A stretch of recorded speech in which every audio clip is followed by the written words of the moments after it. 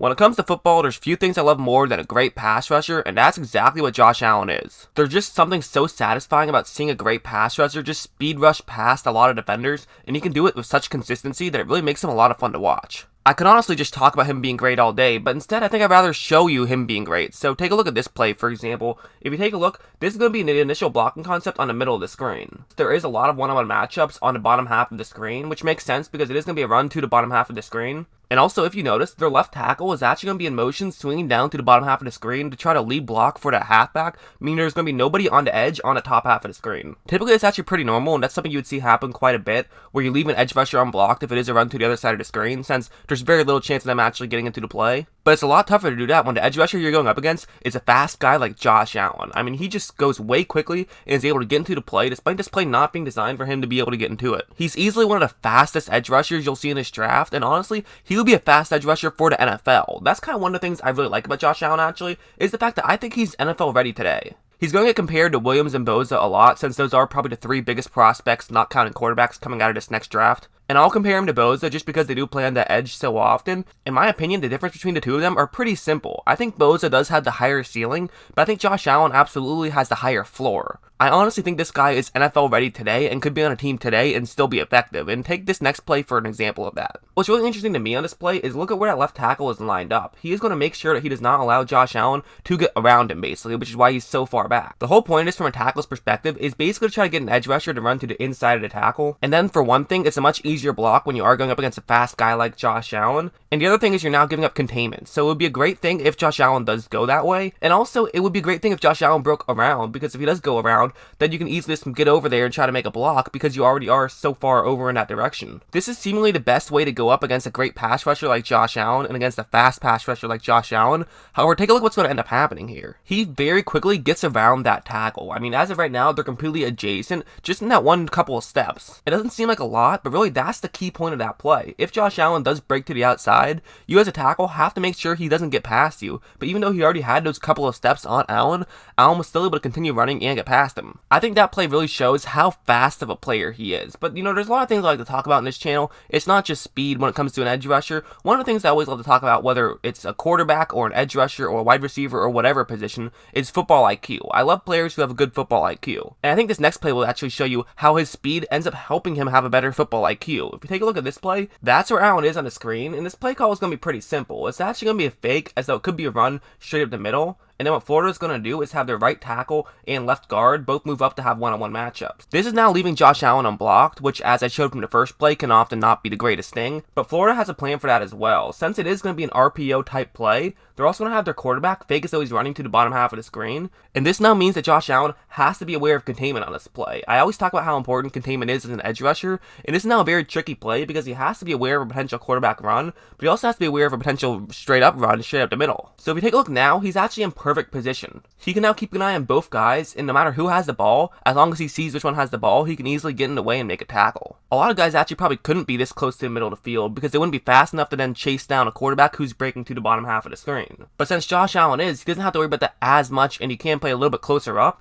and this now means he's in a much better position to try to tackle the running back who's running straight up the middle. Allen is able to make the tackle, and if he fell for this a little bit harder and broke further down to the bottom half of the screen, or just really if he wasn't fast enough and kind of had to break down further to the bottom half of the screen and then wasn't able to come back up, this could have easily been a first down play. I know it's a play that doesn't really happen as much in the NFL as it does in college, but I still think it's worth mentioning because, for one thing, these things absolutely are still happening. I mean, just look at the Baltimore Ravens as an example. But also just shows how talented of a player he is, which is really what I'm trying to show on this video. You know, there's always those one-on-one previews that get talked before the game, and they're typically just wide receiver versus cornerback, or maybe you'll even go linebacker versus running back. But one of my favorite ones to talk about is always a tackle against an edge rusher, because I think it's such an interesting dynamic. When a specific edge rusher takes a lot of snaps against a specific tackle, it creates a lot of interesting dynamic. And if you're a really good edge rusher, it can actually give you some pretty big advantages. Like if you take this play for example, that's exactly what's happening here, as Allen is going up against a one-on-one matchup against Florida's left tackle, and take a look at how much space Florida's left tackle is going to give Allen here. It's an obvious passing play, so he knows Allen's sole goal on this play is going to be trying to get to the quarterback, and so now the tackle's sole goal is to make sure he doesn't get to the quarterback, and one easy way to do that is by giving him a little bit of space. You take a couple of steps back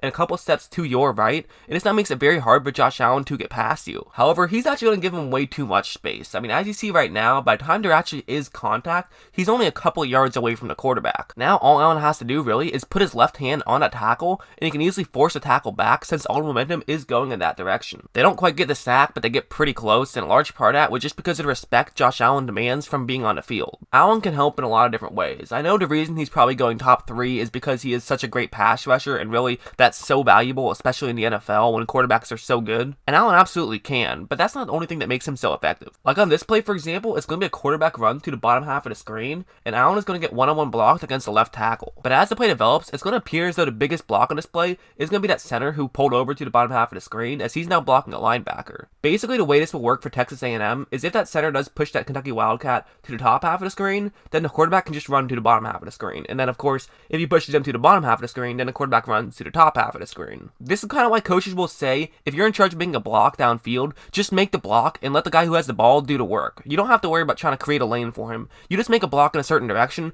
and trust that the guy behind you will be able to know what's going on and be able to move in a certain direction. So there could be a run in either of those directions, but take a look at where Josh Allen is here. Even though he's getting blocked, he's not allowing himself to get moved too far in any direction, and basically wherever the quarterback goes, he's going to try to lunge out and make a play. That ends up being exactly what happens, and it leaves what could have been a big gain into a gain of just a couple of yards. Allen can definitely be effective in the running game, and also he can be effective in the passing game. And not just by rushing the passer, I mean he can be effective in coverage. He is an outside linebacker after all, and while of course he almost always is going to be rushing the passer, I mean that's where he makes his money, or at least that's where he will make his money once he gets out of college. But it is very valuable if you have an outside linebacker who specializes as an edge rusher who can still drop back into coverage very well. Like if you notice on this play, it is going to be a cover 1 linebacker blitz, and it's man coverage, and you can tell that by the way Josh Allen is all the way on that top half of the screen. Since there is a linebacker that high up on the screen, Florida knows this is man coverage. You wouldn't do this against anything except for man coverage.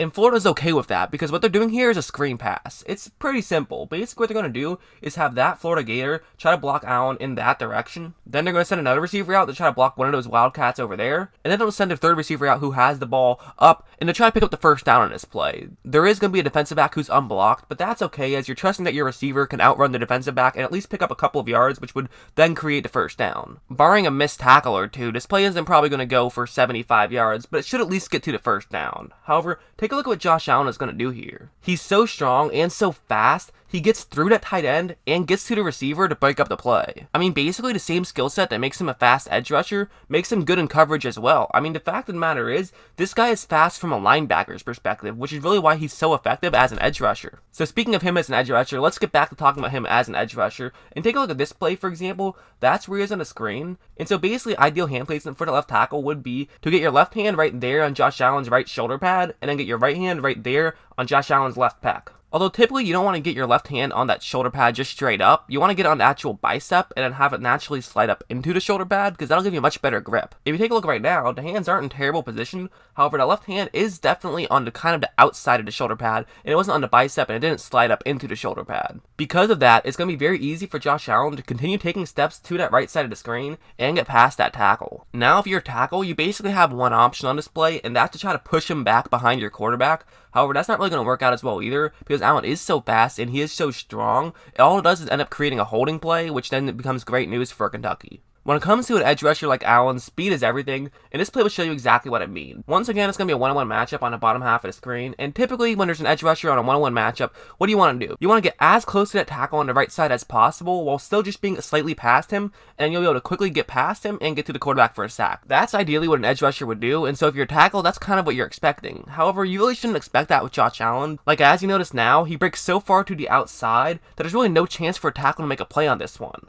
Mississippi State's left tackle's left hand is now basically in the center of Josh Allen's chest, very far over from the shoulder pad where you want it to be, and this now makes it basically an impossible block and allows Allen to easily get free. The one drawback for running around the tackle is it does make it a slightly more difficult tackle to make when you try to tackle the quarterback, and Allen does actually miss the tackle here. However, I wouldn't really read into that too much because Allen doesn't do that too often. I would still say that play really showcased his speed. I think this play will actually better showcase it as it gives a better angle to really see what Josh Allen is doing on this play.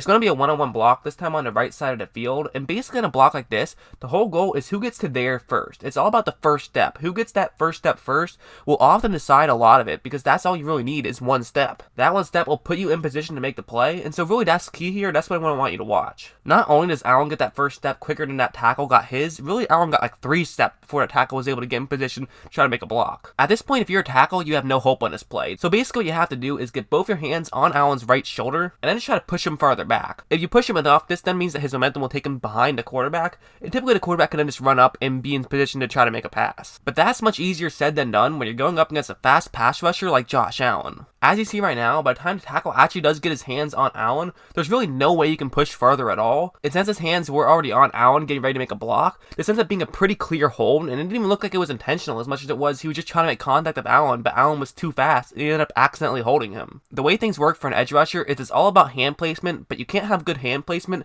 unless you have good footwork, and Allen uses his footwork to set up good hand placement. However, let's take a look at what happens when an opposing tackle is able to get good hand placement against Allen. If you take a look, it is going to be a one-on-one matchup, and typically where you want to have your hands if you're a left tackle is you want to have your left hand right there on Josh Allen's right shoulder pad, and your right hand on Josh Allen's left pec. And as of right now, that is working out pretty decently well. Of course, the one disadvantage that you can clearly see is the fact that Josh Allen still is able to have his right hand on the inside of that tackle's left hand. But what's really crucial in this is because Josh Allen is moving so quickly to the other side of the screen, what he's also going to do while doing that is basically jolt his left arm back. This now means that he can then twist it along with the rest of his body, almost like a hook in boxing, and he's now able to swing over, and now he's in good position to try to still get past that tackle. Now, of course, the bright side is Allen's arms are free. However, the downside is pretty clear, and it's the fact that neither of his arms are pushing against that tackle. Now this means for a tackle, all you have to do is push him back, and he's out of the play, and you've won your matchup. But once again, with a fast guy like Josh Allen, easier said than done. The tackle is holding on to make sure he has a good grip,